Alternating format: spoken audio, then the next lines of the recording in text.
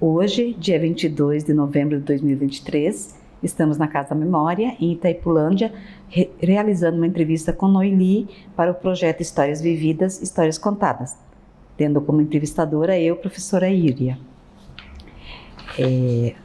Seu nome completo? Noeli Eidelwein. A sua descendência? É alemã. Quer dizer, alemão. Brasileira, sim, né? Mas meus pais são de Estrela. Meu pai é natural. Qual o nome dos seus pais? Nome completo? Alcídio Eidelwein. Almirinda Ai. Se lembra o local do nascimento dos seus pais? Rio Grande do Sul, em Estrela. Meu pai é nascido e minha mãe em Três Passos. E onde eles casaram? Augusto Pestana. Lembra o ano? Meio difícil. Quantos filhos seus pais tiveram?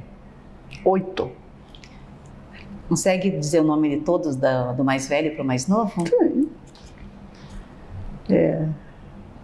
Clecidite, aí sou a segunda, a Noeli, Marli, Soeli, Adeli e Vanderli. E os homens eram Ornélio e Oneide. Aonde a senhora nasceu? Em que data? 8/4/47. Qual o seu estado civil? Como? O estado civil. Solteira.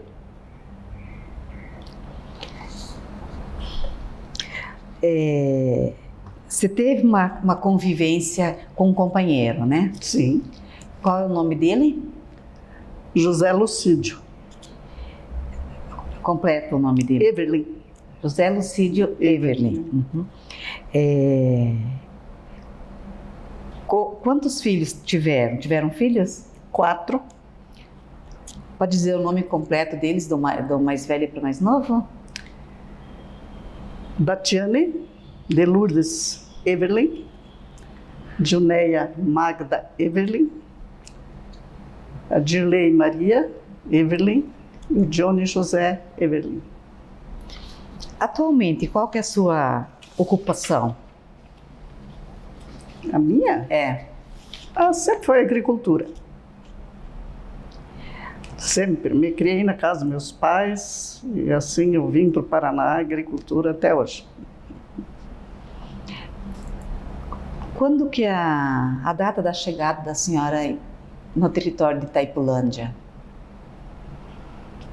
Em 65 a gente veio conhecer. Nós tínhamos uma Kombi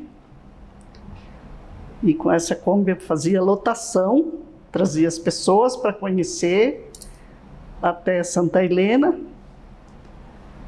Aí em 66 já viemos morar. Que idade que a senhora tinha na época? 21. Com quem que a senhora veio? Com o teu companheiro ou veio com os seus pais? Não, com o companheiro. Já tinham filhas? Não. Junto naquela época veio mais alguma família? Muitas, assim. Quer dizer, a Kombi nós transformamos a nossa terra que nós temos até hoje, trocamos uma Kombi por terra, aí compramos um caminhãozinho e esse caminhão trazia mudança, trazia o povo. Ele era o motorista e assim levava muitos de volta também. Vinha gente que ficava 1 ano, 2, voltava para o Rio Grande, não ficava, porque os primeiros 2 anos que a gente estava aqui, era muita seca. Os milhos chegavam a estar branquinho de abanar. Então o povo não... Aí batia saudades também, né? Voltou. Quantos voltaram? Muitos. Então o seu companheiro, no caso, ele prestava serviço de transporte. Sim. Quando chegou na época, aonde que se instalaram? Em qual comunidade? A Lusitânia. E como que era o local? O que já tinha, o que não tinha quando se instalaram em Lusitânia? Nossa, na verdade, era tudo mato. Tudo mato. Tinha uma casinha muito simplesinha, assim, que a gente conseguiu botar os milho e a cama em cima dos milho para ter lugar. Mas depois, então, a gente já foi construir, derrubou algumas madeiras e foi construir um galpão. E daí, isso depois, uns 2, 3 anos por aí. 3 anos depois, então, nós já tinha um galpão, uma casa. Essa primeira casa já estava construída na terra? Já... Tinha uma casinha em cima, assim. Consegue pensar, lembrar o tamanho dela, mais ou menos? Ela era minúscula. Tinha um quarto, uma varanda, e outro, então a gente guardava as colhetinhas, mas não tinha lugar para botar 2 camas, não. Eu sei que nós, assim, quebramos os milho lá, daí onde botar cama, daí nós botamos a cama em cima do milho, daí a gente ia dormir.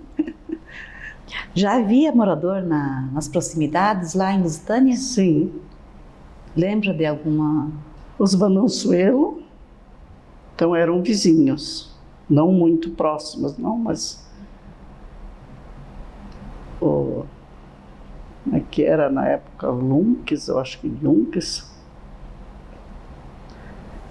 Já faz tempo, mas depois foi morar os Gribler, que compraram aquela propriedade. Que hoje estão na Bahia, essa família toda. Mas eles vêm aqui, quando tem a festa aqui, eles estão em 15, vieram outra vez. Né? Do céu, sei. Não lembro o sobrenome deles, mas... Aliás, tinha o Sonda também, nesses mesmos Sondas ali, Genuíno Sonda, agora me lembrei que ele... Sonda que morava no Lajeado? Vista Alegre. Vista Alegre. Você já comentou também que no Rio Grande trabalhava na agricultura, né? Lá trabalhava junto com seus pais ou já trabalhava com o teu companheiro? Com os pais. Eu saí da casa dos meus pais para vir para o Paraná.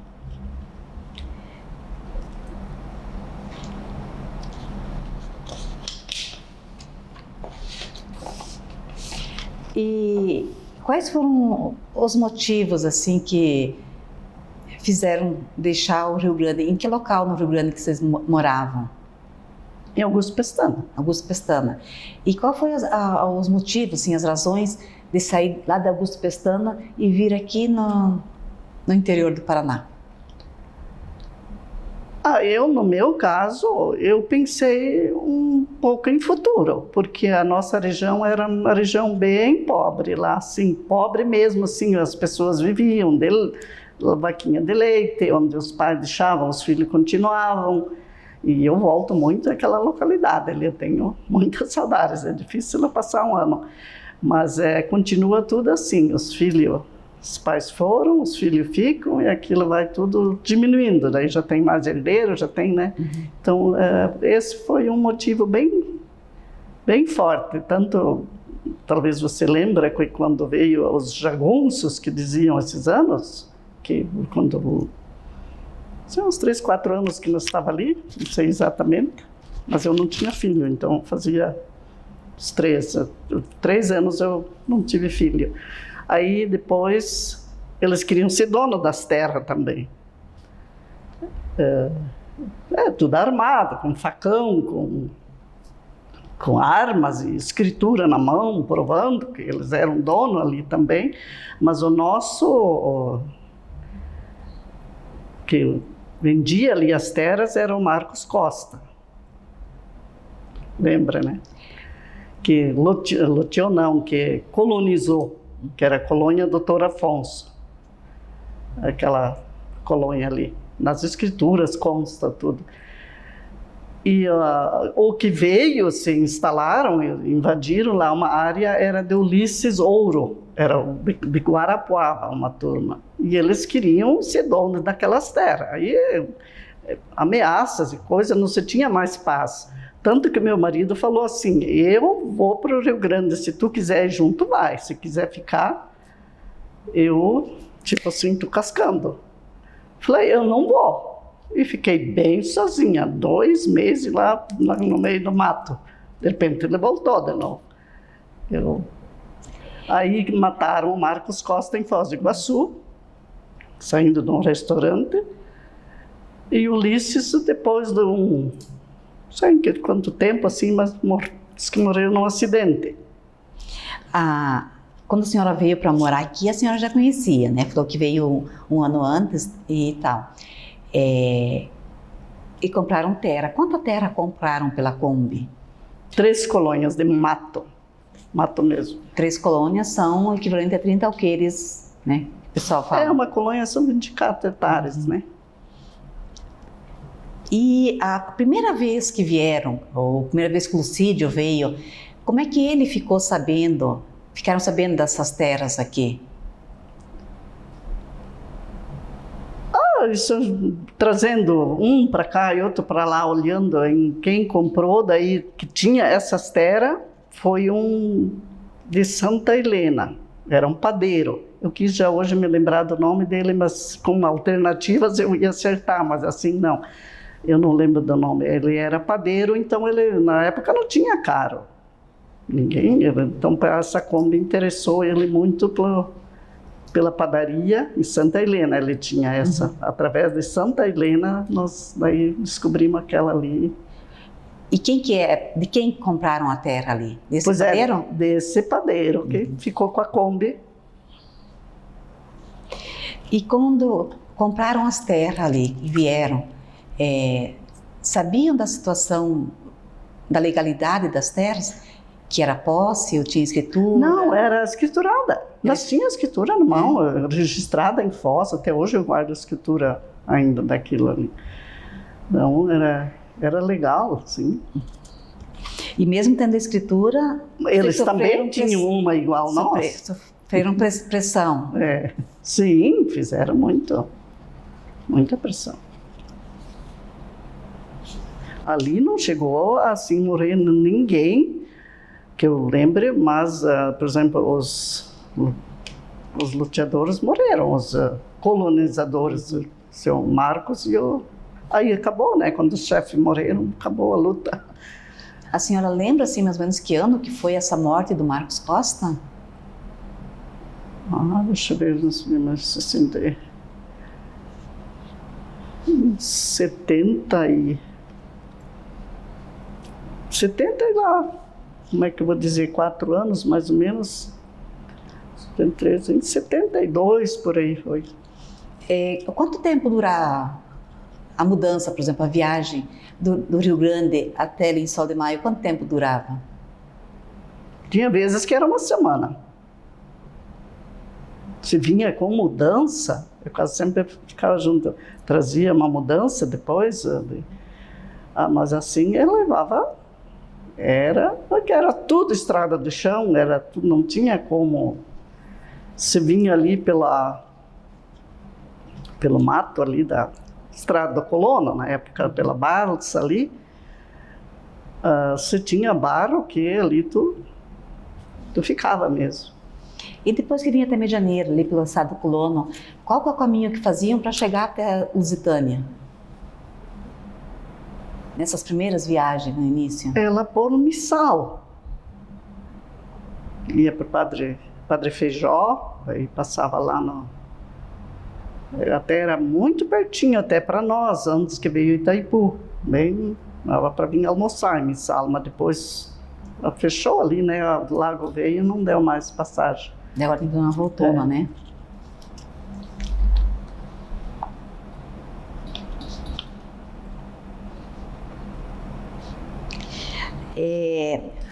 A senhora já comentou que às vezes demorava uma semana para chegar de mudança, então tinha que faziam paradas à noite?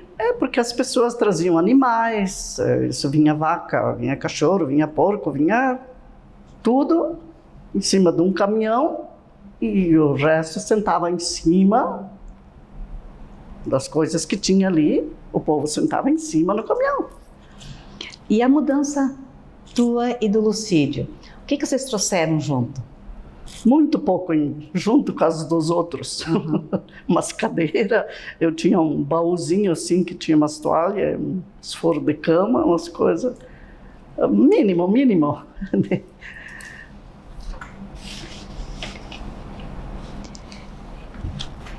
Sei que eu tinha um dinheirinho, daí depois, quando nós já tínhamos construído o galpão, daí fomos comprar então uma cama e uns móveizinhos para a cozinha, um guarda-loucinha. Eu já estava esperando o terceiro filho e nós tínhamos um quarto. Mas ela dava tudo, vale isso aqui o quarto e lá a cozinha. Mas foi tudo muito bom. Hoje, se eu lembro, assim, a gente tinha uma vontade enorme de trabalhar, de conseguir as coisas, assim, que é uma pena que a gente vai perdendo essa energia, né? Essa primeira propriedade lá, a primeira morada, como é que era servido com água? Péssimo. A água nós sofremos aqui no Paraná. Nós puxamos mais de ano água com carroça e garrafão para ter uso para a cozinha. Tentamos fazer 2 poços e até uma altura, uns 2 metros já dava em laje, não dava poço ali, onde nós estávamos. Lavar roupa ia no Rio São João, ia de carroça, levava as coisas, ia lá, ficava lavando roupa. E de onde que era buscada essa água para a cozinha? Onde pegavam? De um morador mais perto do Rio São João, ele tinha um poço lá, nós pegava lá. E luz? Não, tinha. Não, eu saí dali sem luz. Até que... Quanto tempo que viveu ali nessa propriedade? Eu falar bem a verdade, que eu morava... Até hoje eu moro lá, né? Sim, mas depois... Nesse sistema, assim? Mas depois não morou na vila também? Sim, mas ali ficamos uns 6, 7 anos depois, quando... Um pouco mais, eu acho. Porque quando as crianças começaram a ir na aula, né? Da Tiane, por exemplo, tinha 5 anos. 8 anos morei lá. E luz? Não tinha nenhum momento. Nós tinha... Era na base de gás, liquinho. Geladeira tinha uma querosene. Até pegou fogo um dia. E é assim que a gente se virava. Mas depois, quando a gente saiu, nós já tinha silo, já tinha 3 enormes silos quando veio a Itaipu. Mas era tudo daí tocado a motor, né? E banheiro, como é que era? Era aqueles banheiros de cavocar um buraco e de um lado lá e outro lado um chuveiro lá em cima.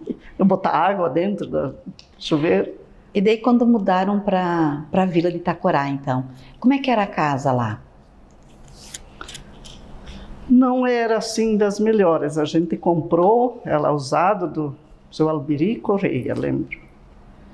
Era assim uma tábua de casa de pinho, todos os pinhos atravessados, e chovia muito para dentro. Ela era um sistema muita calha, muito... Então não tinha quem resolvia. Ali a vida inteira sofri, assim, sempre socorrendo a chuva para dentro. E nessa residência no Itacorá, aí já tinha energia elétrica? Sim, ali já tinha. E no Itacorá, a senhora morou nessa casa até a indenização, ou como é que foi? Até a indenização. E depois da indenização? Daí a gente comprou em Missal. Missal. A senhora já falou sobre os conflitos de terra, dos jagunços e tal. Tem algum fato, assim, que marcou para a senhora um acontecimento desses conflitos? Ah, sim. Nossa. Teria algum para relatar para nós? Nesse sentido, assim, do medo que eu passei, muito medo. E meu marido muito corajoso, ainda sou eu, tu quer ficar? Fica, para ti eles não vão fazer nada. E a minha casa era, tu passava a mão assim, abria a tramela para o lado de fora, né? Não tinha segurança nenhuma na casa. Mas assim, do medo que a gente passou, sim. Eu tenho... E esse tempo que a senhora ficou sozinha ali, esses 2 meses, algum momento alguém se aproximou e ameaçou ou não? Eles vinham, davam umas voltas ali, tudo. Aí a minha segurança era os vizinhos, esses Venezuela. Qualquer coisa eu corria chamar um deles. Eles tinham um monte de homens para tipo fazer uma retaguarda.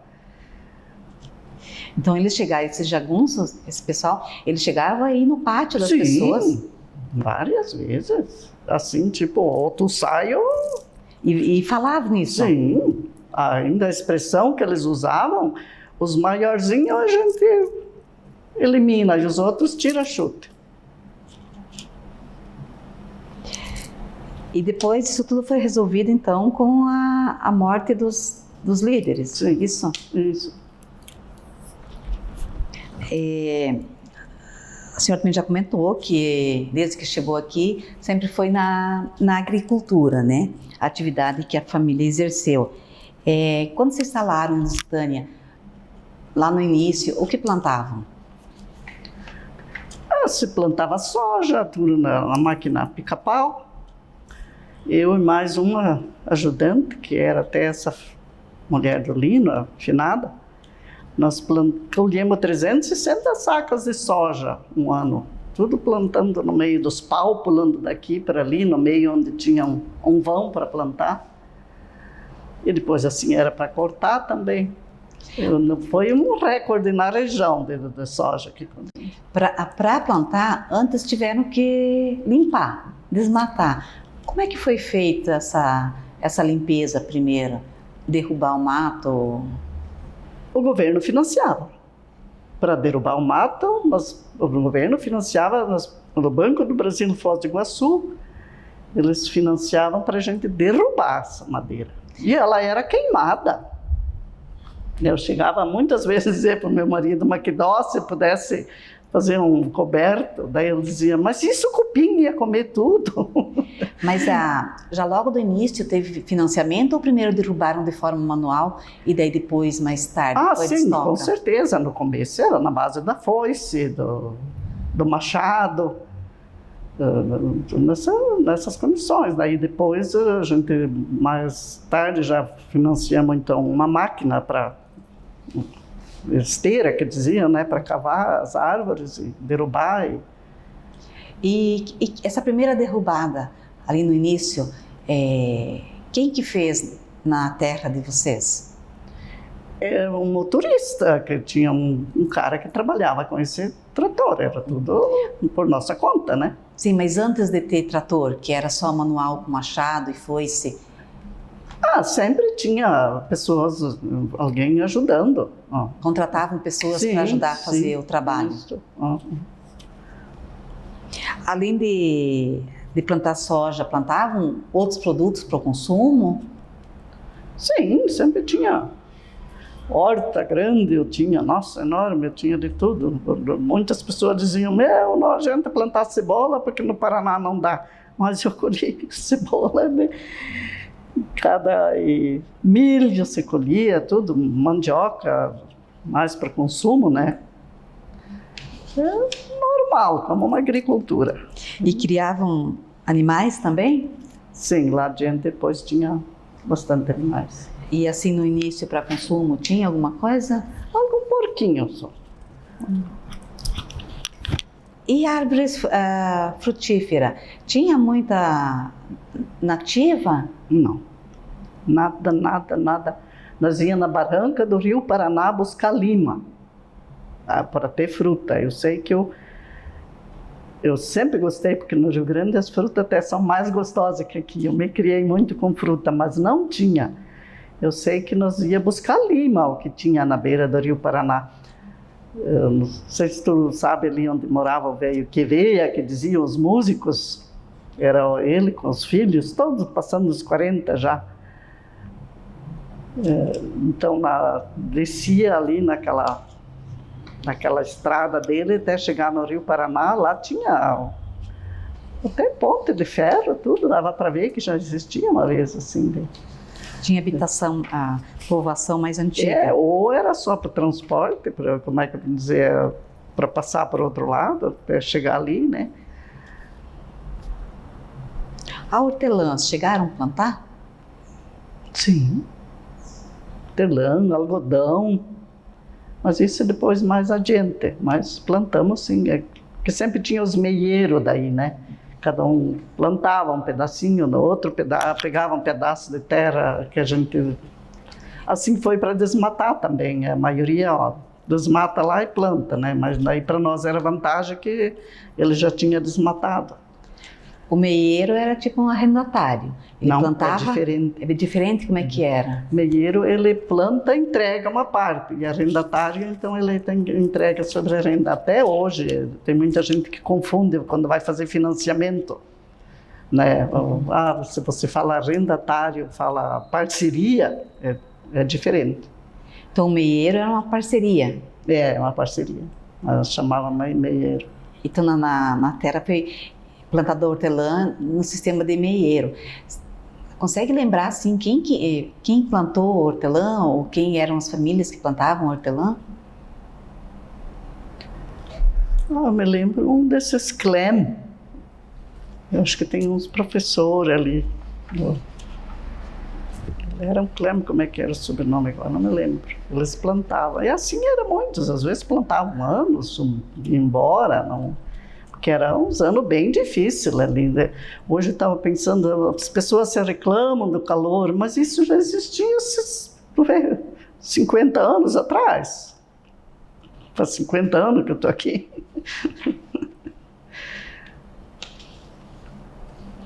Daí a senhora também já comentou que depois, para fazer a mecanização, a destoca, que o pessoal falava, né? Tinha o financiamento. Isso? Uhum. E esse financiamento era acessível, era fácil de conseguir? Como é que era? Sim, isso? era fácil. O governo estava oferecendo. Tu ia no banco, fazia a papelada, era ajuda. Era bem... E isso tinha muito tempo para pagar? Como é que sim, funcionava isso? Sim, era um tipo um financiamento. Depois você pagava por ano, por... Aqui, a senhora também já comentou que eu ia até pedir o que era feito com essa madeira toda que tiravam do mato, que derrubavam. É que nem eu falei, né? Dava dó de ver botar fogo. Era fogo e ia muito para serrarias também, né? Era cerrado para casas, mas não tinha como você catar raiz. Meu Deus! Se era catar raiz, eram os montes. Quando você achou que tinha catado tudo, aí passava um arado, você já tinha de novo. Então era feito leiras daquilo, né? E depois, quando estava seco, era botado fogo. E assim, quais eram as árvores nativas que tinha na propriedade? A senhora lembra dos nomes? Quais? Das árvores nativas que tinha? Era mais ou menos essas árvores enormes. Eu sei que tinha uma, mas se é para me lembrar agora, que pegavam 5, 6 homens se pegavam nas mãos para rodear a árvore. De tão grande. Não sei se era lapacho, uma coisa assim, agora não lembro, mas tinha de tudo madeira ali. Depois de mecanizado, que já estava limpo tudo, daí o que continuaram plantando na terra? Soja, milho, o trigo também um ano, mas o trigo estava difícil. Você tentava de tudo. Né? Algodão. Daí o que nós plantava era trigo, mas daí os meieiros já pegavam e plantavam essa parte de algodão e de hortelã. Chegaram a participar, estar vinculado a alguma cooperativa?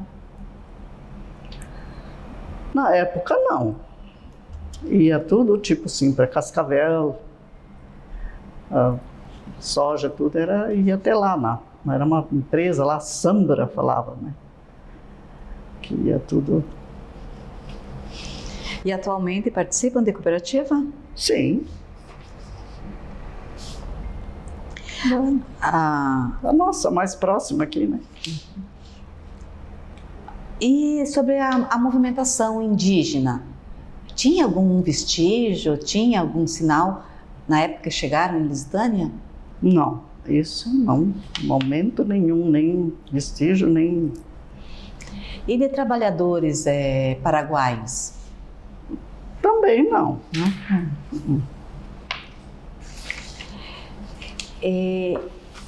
Trabalhavam na roça, na agricultura. Como é que era organizado assim, o trabalho da família? No caso era teu e do Lucídio. Como é que vocês organizavam e dividiam as tarefas? Não tinha. Aquilo eu tinha que fazer o que aparecia. Não era nada dividido. Eu hoje me pergunto como que eu aguentei, né? Eu ia na roça de fio a pavio, o que o dia dava não se fazia 8 horas. Clareava o dia, era roça, e enquanto tu enxergava lá, tu estava na roça. E como é que era organizado daí o trabalho doméstico? Cuidar da roupa, da casa, da comida? Tudo isso ainda tinha que sobrar. Muitas vezes, era 2 horas, eu não tinha ido dormir. Porque daí, enquanto as crianças iam dormir, o marido já dormindo, eu passava a roupa e fazia já o adiantamento para outro dia. Mas normalmente 4h30 tinha que levantar. Era levantada e sempre tinha um ou outro que tinha que já dar café, porque quando clareava o dia era para nós. Assim, e nas decisões, nos negócios, era só o Lucídio que decidia ou também tinha a tua participação? Não, nisso ele sempre foi muito companheiro. Até às vezes depois que ele começou a sair com outras, mas negócio, essas coisas, era sempre, tanto que sempre era eu que tinha tudo. Ele nunca no papel ou no banco, ele nem talão de cheque não tinha, era tudo comigo. Então a proprietária de todo o patrimônio sempre era teu. Mas ele assim era essas coisas, ele nunca, mesmo assim depois que a gente se separou, que ele estava outra, mas ele não fazia nada sem conversar. Agora até achei engraçado, apareceu as pessoas, mas ele tinha isso, ele tinha pego mel lá em casa, tinha que... Aí, tá, vou pagar então, se ele pegou. Aí, eu tinha comprado aquele pedaço de terra ali pro lado de baixo da estrada, não sei se tu sabia. Não sabia, porque ele não tinha vendido. Sim, eu comprei, mas... Nós tinha esse tal Tonho, até vou citar o nome dele, porque o Lucídio nessas coisas, ele era um homem muito bom, assim, sabe? Então, esse Tonho era um pescador. E daí ele vinha para a cidade todo dia, de bicicletinha, trazer aqueles peixes que ele pegava. E daí nós tínhamos um acampamentinho lá em Sol de Maio. Então vamos botar o Tonho, morar lá, cuidar, para facilitar para ele. E depois que o Lucídio faleceu, o Tonho disse, não, isso aqui ele me deu, essa pedaço de terra ele me deu. Essas coisas das pessoas de má fé, nossa, como eu sofri muito com isso. Demais. Quanto tempo que a senhora e o Lucídio ficaram juntos? Uns 30 anos. Não, bem, uns 28, 25, por aí. Mas assim, a gente nunca... Quer dizer, se separou de cama, mas o resto não separamos nada. Era tudo... Ficou tudo como estava, nós trabalhávamos juntos e... Se fosse para a senhora me dizer assim, como é que era ser mulher naquela época? A gente não sabia outra coisa.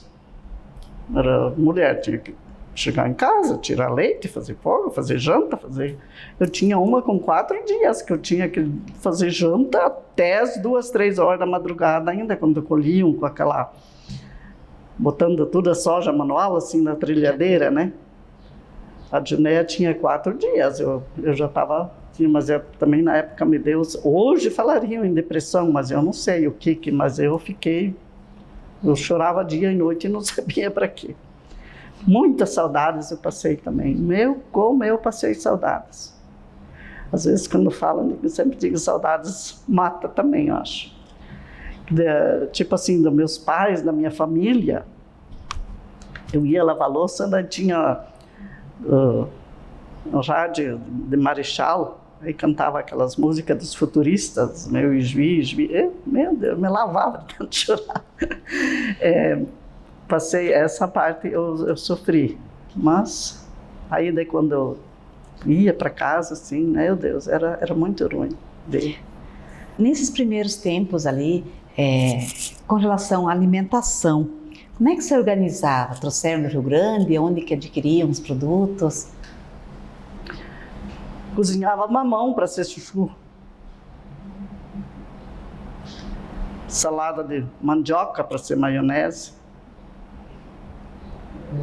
Foi assim, bem sofrido. Que daí a gente já fazia para muitos comida. Esses para muito eram os trabalhadores que já trabalhavam com a família. E sempre depois, assim, mas eu já sempre tinha um dentro de casa para...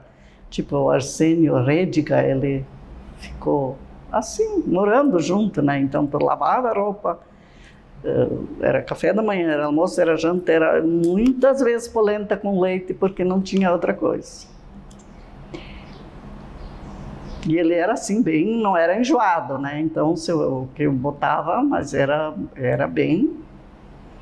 E sal, farinha, onde que conseguiam adquirir?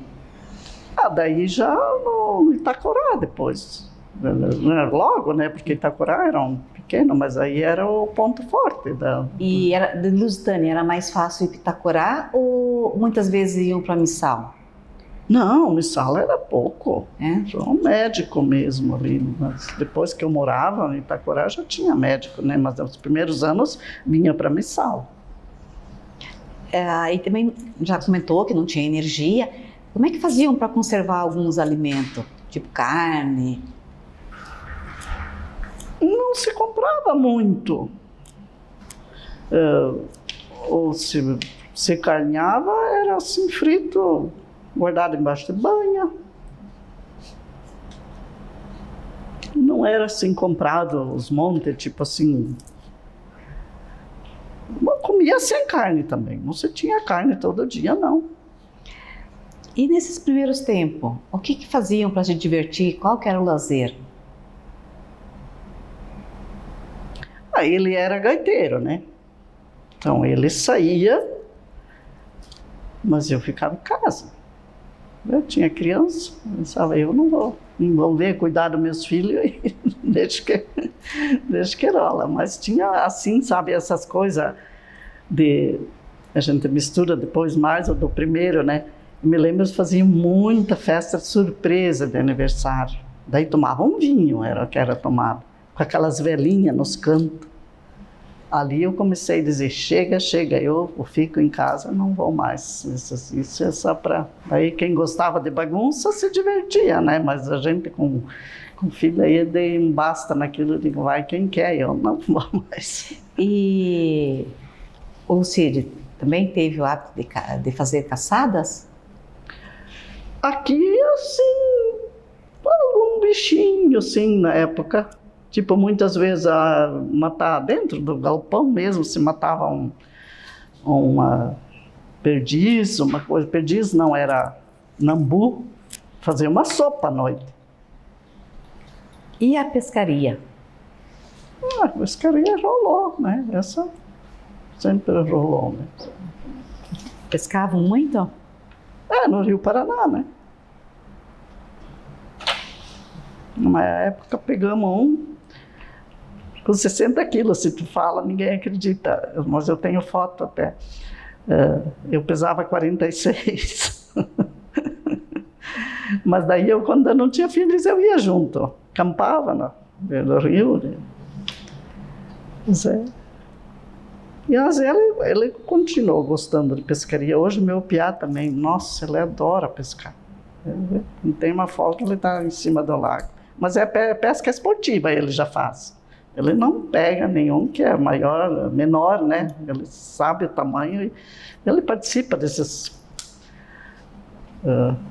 que programam, né? Essas etapas de largar. Mas e a senhora chegou a participar de algum clube, de bolãozinho, clube de dama? No Itacorá, depois, sim. E as crianças? Depois, quando teve as crianças, mais tarde, já, qual que era a brincadeira? Como é que eles se divertiam? Tudo era bonito, né? Essa semana, a Dirley tem um sítio aqui. Ela pegou a menina dela e foram caçar vagalume. Ela disse, eu cheguei a chorar de me lembrar como nós fazia isso, né? De caçar vagalume. Daí botavam num vidrinho. Mas era tudo de bola, deu tudo. Assim, minhas crianças brincaram muito, de boneca, o que tinha a jeito ali. Minha mãe fazia muito boneca de pano. Então, até tem outras crianças que falam das saudades das bonecas. Minha mãe era meio artesã, né? Ela fazia o que pedia, ela fazia. Logo no começo, quando vieram, tinha um rádio? Esse veio na mudança. Um rádio eu trouxe do sul da mudança, sim. E que emissoras ouviam? Como? Que emissora ouviam? Eu chegava a acordar bem cedinho para escutar a Rádio Progresso de Juí. Daí eu sabia tudo o que estava acontecendo em Rota, parece que era um meio de acalmar minhas saudades. E depois era Marechal, daí com o tempo ela foi sumindo, essa rádio, a gente não escutava mais, mas escutávamos a Progresso de Juí aqui. E televisão, quando que a família conseguiu ter? Depois que eu fui morar no Itacorá, branco e preto, foi 70 alguma coisa, 73, eu acho que já morei tempo lá, depois 74 por aí, eu acho. Eu já tinha a Dioneia, assim, a Dioneia nasceu em 74. E bailes aconteciam? Participavam? No começo, sim. E onde que aconteciam esses bailes? Vinha ali no Boa Esperança, daí os primeiros tinham CTG, tudo, Capim lá, nunca esqueço, veio o Pedro, Zé, como era Pedro, Coça aqui, Coça ali, aquela música, ele veio ali com a Berenice Zambuja naquele... É um CTG que o povo mesmo tinha construído ali, meio... Como que tinham? Palha, capim. Era uma ponte, que eu também tenho foto, eu até queria lembrar, até tenho bastante aquelas fotos, eu queria distribuir. O povo pediu aquela vez aquelas fotos, mandei-me fazer bastante e nunca foram distribuídas. A ponte do Rio São João, o povo que se reuniu e fez. Daí, essa ponte você tinha que passar para ir lá para... Vim para Missal também. E as festas de casamento? Participou de alguma? Como é que eram? Sim. Do Lino foi uma.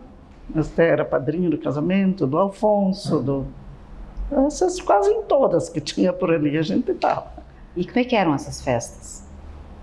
Bonitas. Assim, o povo fazia com o que tinha em casa, ganhava um pouquinho e... E a relação com a vizinhança, como é que era?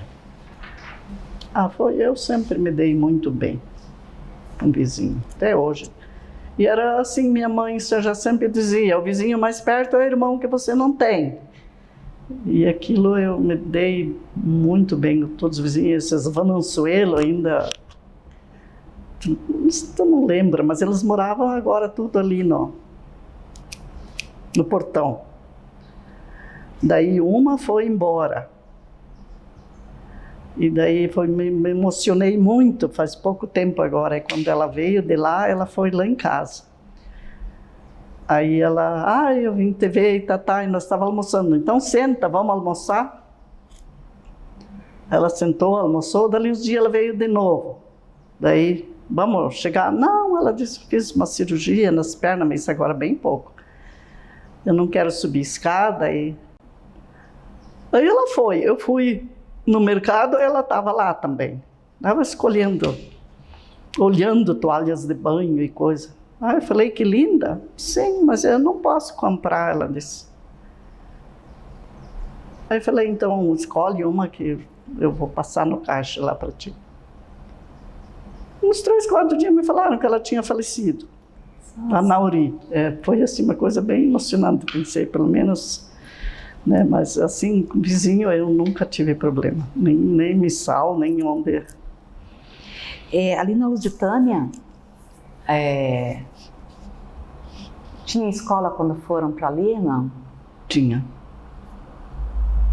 Lembra quem que era o professor? Professor Ivar, com a esposa dele, que eu não lembro da esposa. Tem uma irmãzinha minha, ficou comigo há um tempo. Ela estudou ali também ainda, mas os meus não chegaram a ir ali, né?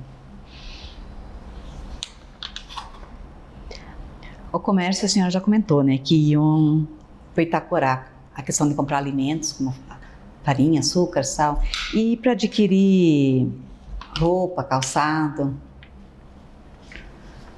Isso não se comprava muito pouco. O que tinha, era usado, não era bem. E mascates que vendiam produtos de porta em porta, costumavam passar? Como é que é? Mascates, esses vendedores. Sim. Uhum. E o que eles costumavam vender? Eu lembro de uma vez que eu comprei algodão para fazer forro de cama, uma peça. Mas assim não vinha muito, assim, mas passava, mas a gente não comprava. As estradas, vindo de Itacorá até Lusitânia, como é que era essa estrada? Era boa as condições? Quem que mantinha ela? Era estrada de chão, né? Depois de uma chuva, não tinha passagem, não tinha, era sofrimento, atoleiro, era... Quem mantinha, certamente era o município, porque as pessoas se reuniam também, quando era muita poça, muita coisa, mesmo enchiam de pedra, que nem eu lembro aquela ponte também, que as pessoas se reuniam e faziam. De Lusitânia até a vila de Itacorá, consegue lembrar quantos quilômetros dava isso, mais ou menos? Uns 5, acho que nem hoje dá para 5, 6 quilômetros, mas não dá. E a empresa de ônibus já tinha? Ou quando começou a ter? Não tinha não. Depois tinha aquele ali, eu acho que teu pai tinha uns anos ali também na esquina gaúcha, mas isso daí eu morava no Itacorá, já tinha aquele... Na esquina gaúcha era aquela onde a tia tá, teu pai tinha uma época, né? Isso eu lembro também. Ali já tinha alguma coisa também, mas como é que era onde antes do teu pai era o Pedrinho Nittmeier, eu acho, Nickmeier, uma coisa assim era. Qual que é a sua religião? Católica. E quando chegou lá em Lusitânia, já tinha igreja? Tinha, assim... Eu me lembro que nós íamos domingo de manhã rezar o terço. O Pedro Haas, que contava em detalhes tudo. Ele tinha uma memória para isso, certas coisas assim. Mas eu sei que nós íamos rezar o terço, era o que nós tínhamos ali na Lusitânia sempre. Depois, o padre fez uma campanha para botar um padroeiro. Era aquela igreja azul de madeira, que o povo se reuniu para fazer aquilo. Então, às vezes dão risada, mas ele candidatou três santos para ser os padroeiros. aquela, me esqueci, a Líria do Rock País, ela queria muito, olha as histórias de quando, ela queria muito ter uma menina. Ela ia lá em casa, eu fazia até injeção para as pessoas, pensa só, porque ninguém para ir Itacorá era longe. Ela ia fazer para mim fazer injeção, que ela queria comprar uma menina, ela tinha três piá. Aí a gente dava risada, né? Pois ela teve a menina dela e quando foi as candidatas, ela queria Nossa Senhora da Salete. E daí, mas o santo que tinha mais dinheiro ia ser o padroeiro, distribuiu envelope, então cada um botava no envelope. E nós então, optamos por São Pedro, né? Botamos bastante dinheiro que nós queríamos São Pedro, e ela queria Nossa Senhora da Salete. E daí ela deu até o nome na menina Salete. É linda, linda a menina dela, ela é casada com os Manhoto, mora em Foz. Devia de ser uma promessa que ela fez, né? Porque ela seguiu aquela linha Salete, e é o que nós temos hoje lá, o São Pedro, na Lusitânia. Ele foi assim eleito, mas não democraticamente, com dinheiro, né? E o primeiro padre que vinha rezar as missas lá, a senhora lembra quem que era? E de onde que ele vinha? Eu, assim, para dizer lembrança mesmo, eu tenho do padre Bruno Bussata. Esse já estava em Itacorá, né? É, mas assim, de outros eu não consigo lembrar, assim, nomes, mas eles vinham, acho que de São Miguel, porque não tinha outro jeito, pertencia a São Miguel, né, na época, até que Itaipulândia se emancipou. Que faz o quê? Uns 30 anos que Itaipulândia emancipou. 30. E o atendimento para a saúde, quando precisava, como é que fazia? Olha, eu, para dizer, vou dizer para todos, dizer para as mais novas, tu ia para o hospital quando ia ter um filho, senão tu não ia. Então, os teus filhos, você teve eles em hospital? Sim, mas assim, durante a gravidez, o que não se ia em médico, como hoje, cada poucos dias, isso, aquilo, acompanhamento, não tinha isso. Em que hospital eles nasceram? É o primeiro ali, hospital, do Dr. Eduardo, acho que né? Esse é o primeiro daqui para lá ainda, esse hospital, não me lembro do nome. Mas se eu ver ele, eu sei. Não lembro agora do nome do hospital. É em Santa Helena. Ah, em Santa Helena. É. Duas, e a outra nasceu em casa com a doutora Micharek, Maria Micharek. Ela era parteira, né? Ah, ela era parteira. E dentista? Dentista? Vinha em Missala. Dentista, sim. E farmácia? Nós tinha também, depois do Itacorá, meu primeiro vizinho era dentista, né? Como é que era o nome dele, lembra? Sim, era Inês, Lúcia e Ormando. E farmácia, quando precisava? Era o Adolfo Geller. Daí em Itacorá? Uhum. Porque em outros lugares não tinha essas. E tinha muito animais venenosos, peçonhentos, como cobra, aranhas, coisas? Não tinha, não. Isso não. Claro, uns que tinham, mas assim, coisa que perturbava muito, né? No fim da noite, cedo, esses mosquitos. Mas assim, de animais, não. Sobre a segurança pública, o policiamento, como é que acontecia? A senhora lembra alguma coisa? Acho que não sei. Hoje eu assim, vejo assim, tanta ênfase por tão pouca coisa, às vezes, né? Porque chamaram aquele de preto. Mas preto para nós sempre foi um amigo, foi uma pessoa igual a nós, né? Então essas coisas eu acho que tá muito fora da linha tudo. Todo mundo era amigo, todo mundo Ninguém Acontecia? olhava alguém pela cor ou nada, isso não existia. A gente trabalhava junto, eu ia junto, com boia fria, diziam na época, né? Hoje já não falam isso, mas... O Boia Fria, por que eles tiveram esse apelido, esse nome? Pois é, eu também às vezes me pergunto, porque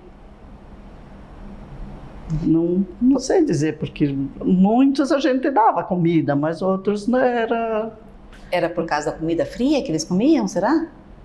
Não, porque ninguém ali na nossa região, ninguém ficava sem ir para casa, era tudo dali, tudo... Não, ninguém ficava assim. Todas meio-dia iam em casa, né? Depois voltavam. E aconteciam muitas brigas, desentendimentos, confusão por alguma razão? Muito menos que hoje, bem menos, bem menos. E quando começou a se falar sobre a emancipação de Itaipulândia? A senhora lembra alguma coisa? Lembro, primeiro prefeito, depois... Eu voto aqui até hoje. Meu título foi desde os 21 anos em Itaipulândia, até hoje eu voto aqui. Então, assim, eu acompanhei sempre. O que os líderes na época da comissão falavam para convencer a população de que seria interessante o novo município? A coisa não era tão acirrada assim. Por exemplo, eu não tinha uma eleição que eu não trabalhava.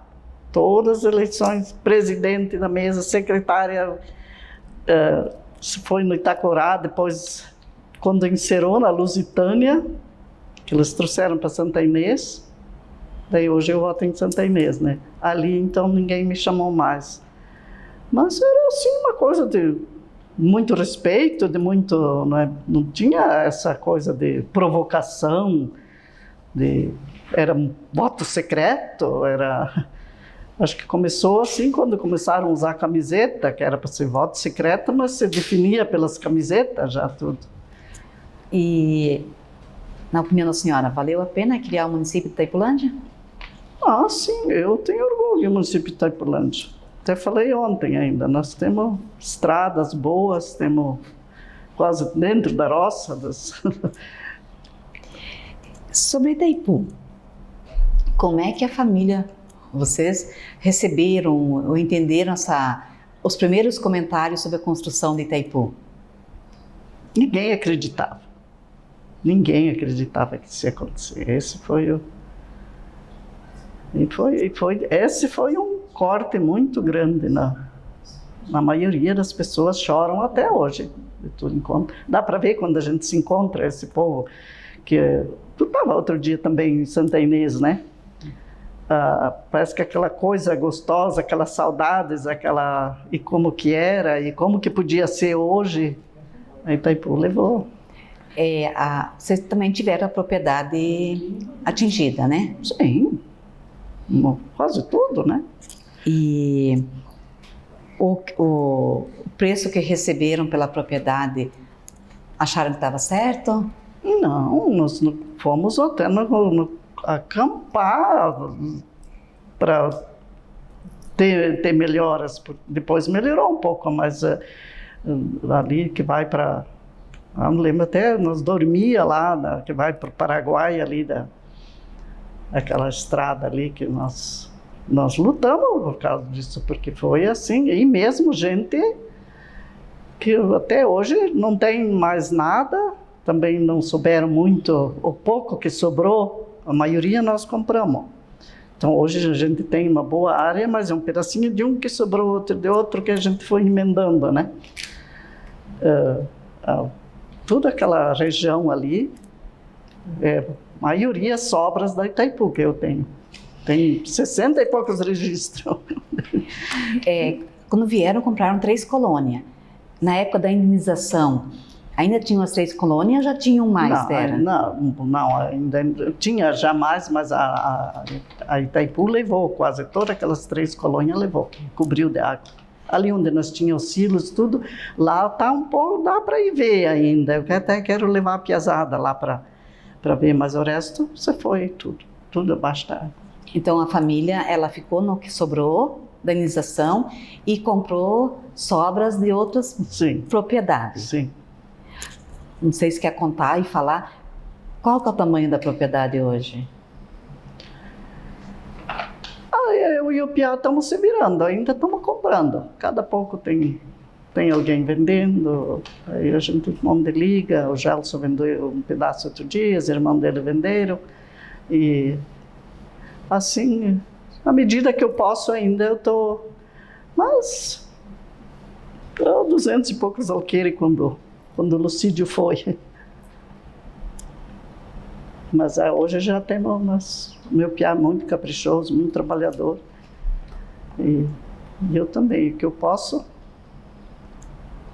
Sempre tem alguém, agora tem mais uma senhora lá que quer vender liga, quer carro, quer... Eu falei, não. A gente nem sabe se vai dar uma safra, né? Porque a soja não está crescendo, né? Com a Itaipu, perderam o contato com muita gente? Sim, a maioria, todo mundo que foi embora ali, tanto da Lusitânia como de Itacorá, eu duplamente, né? Que a Lusitânia era meu berço e a Itacorá também morava. Então... Eu ia pedir sobre a questão dos movimentos, das manifestações, que foi o movimento Justiça e Terra, né? Em defesa dos expropriados. Mas a senhora já disse, então participaram, inclusive ficaram acampados no trevo da Paraná, em Foz, era isso, né? Isso, A senhora lembra quanto tempo ficou armado o acampamento lá? Olha, essa eu não sei te responder, assim, quanto tempo ficou. Quem tomou a frente para negociação também, não lembro. Mas o movimento ajudou os colonos? Sim, ajudou. Melhorou muito. Noeli, assim, agora, a questão das questões, eu pedi, no geral, mas eu vou deixar espaço para ti colocar mais alguma coisa que, de repente, acho que ficou para trás, ou se tem um fato, uma história, um acontecimento, assim, interessante para ti, engraçado, ou triste, ou curioso, e quer compartilhar. Assim, de momento, não lembro, mas sempre teve, né? Com relação ao Lino, eu lembrei agora, ele fala assim com muito respeito da sua família, né? Ele foi um empregado que ficou muito tempo com... 12 anos ele ficou conosco. E tem mais uma família que ficou também os 12, 13 anos, a velho Barreiro que falavam. Que depois ele morreu num acidente. Ai, estou me fugindo das palavras hoje já. Daquele ali ele era do Portão. Dos esbabos, um dos esbabos, como é que era aquele? Depois ela veio morar na cidade, ainda nós ajudamos ela a comprar um lote aqui, a dona Celita Masvoski, era o sobrenome agora. Também morou assim, sempre nós tínhamos bom. Quem saiu, esses dias encontrei com uma, sempre ficou saudades, assim, não sei se tinha... Eu, por exemplo, não querendo assim me vangloriar, mas eu tinha, sempre quando sobrava das encrencas, vai tu. Ele tinha uma mania de falar meu caminhão, meu. Daí um dia o cara bateu o caminhão, daí ele disse, vai lá na polícia, não sei o quê. Não. Mas onde se veio? Claro que não, o caminhão não é teu. Não, o caminhão é nosso. Essas coisas ele não resolvia nunca, então sempre sobrava para mim. Mas eu que registrava os peões, assim, eu sempre tinha um bom relacionamento até hoje. Mas eu não consegui me aposentar ainda. Essa também é uma dor grande. Não é um mundo e um fundo, mas seria um direito, pelo que a gente trabalhou e o que sai até hoje dali. Produtos, gado, cargas e cargas, tudo. E dizer que eu não tenho direito a me aposentar. Porque, não sei, eu tenho essa dor bem grande nesse sentido. Não seria de alegria. Porque na época você guardava notas, né? Eu tinha, porque era tudo, a maioria que saía era tudo no meu nome. Então eu tinha pilhas e pilhas. Quando fui para me aposentar, eu tenho 76 anos. Não, você não contribuiu. Poxa, mas não era notas, mas mudou no meio do caminho, mudou a lei, né? Então, não consegui até hoje. Uma coisa aqui dentro de Itaipulândia me rejeitam.